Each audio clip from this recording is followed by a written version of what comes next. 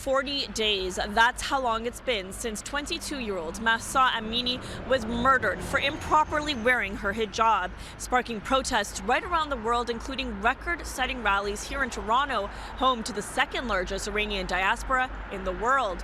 The time that has passed since those first protests has only strengthened the resolve of the community, one that has been unwavering in their support and one that is forever changed.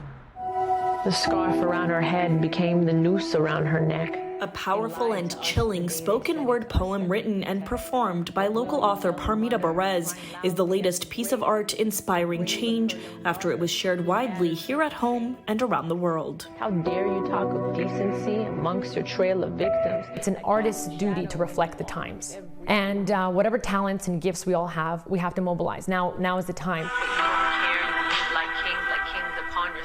The weight of this duty is heavy for Parmita. She, like so many other Iranians in Toronto, still actively spreading the word more than a month later. I believe, and I will stand by this, that it's our duty to amplify the voices of the Iranian people. There's great risk and there's great reward in anything. And the time is now and the climate is right. The profound impact of these actions cannot be understated. Many will be unable to return to Iran after speaking out, but it's a sacrifice they're more than willing to make. Many Iranians have been so afraid to speak up because of the consequences for themselves and for their extended family, and they've been muted. And so these outpourings that we see are really 40 years of being muted, 40 years of anger, resentment, and there's this sense of camaraderie that's now begun amongst our communities, and we can feel it very deeply. All of us are putting ourselves in danger, myself included. You know, I won't be able to go back to Iran, and I will fight until it's a free country.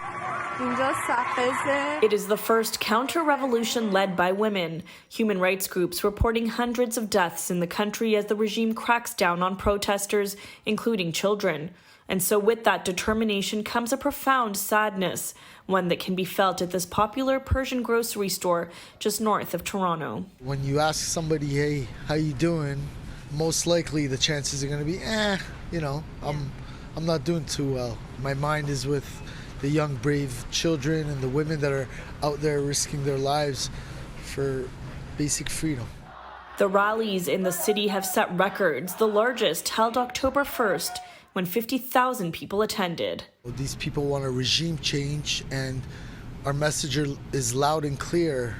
Women, life, freedom, zan zindagi azadi. And Iran echoed through the streets of downtown Toronto for the fourth consecutive weekend this past Saturday, as thousands of people came together once again with no plans to stop. It's amazing. It feels so good to feel that like we're all in this together. Activists tell me it's just as important for non-Iranians to show their support, whether that's through their social media pages, signing petitions, or attending rallies themselves. The next one is scheduled right here in Toronto for this weekend. For City News, I'm Tina Yazdani.